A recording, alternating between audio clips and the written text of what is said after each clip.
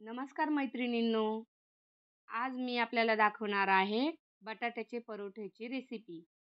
तर चला आपण काय काय साहित्य वापरले आहे ते पहिल्यांदा पाहून घ्या. मी वापरलेले आहे 1 वाटी गव्हाचे पीठ आणि 1 वाटी मैद्याचे पीठ. त्याच्यामध्ये आपल्याला थोडेसे तेलाचे मोहन घालून घ्यायचे. थोडंसं तेल गरम करून घेतलं तरीही चालेल. त्यानंतर थोडंसं आपल्याला चवीपुरतं मीठ घालायचं आहे आणि थोडासा चवीपुरता ओवा घालायचा आहे.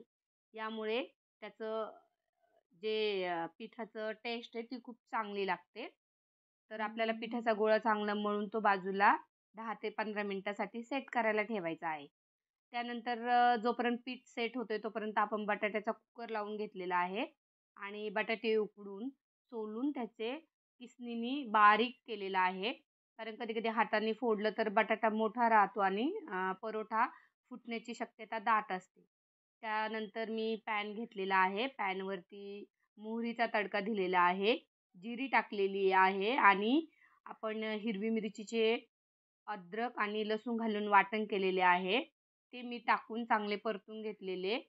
त्यानंतर थोडीशी हळद पावडर टाकली, चवीपुरते मीठ टाकले आणि हे व्यवस्थित मिक्स करून घेतले व त्यानंतर आपण जो बटाटा किसून ठेवला होता, तो टाकून घेतला.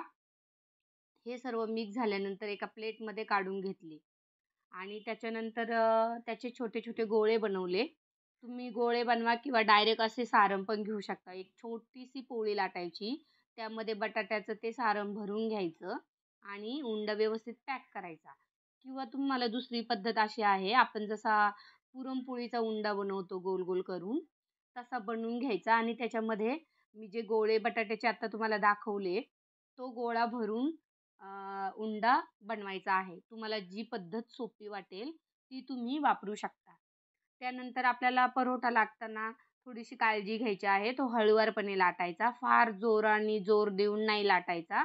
जर तुम्ही जोर देऊन लाटलास तर पराठा फुटण्याची शक्यता असते आणि बटाट्याचं सारण बाहेर येतं. त्यामुळे तो हलक्या हाताने हळुवारपणे लाटून घ्या. त्यानंतर पराठा आपला रेडी झालेला आहे. आता तो आपल्याला व्यवस्थित भाजून घ्यायचा आहे.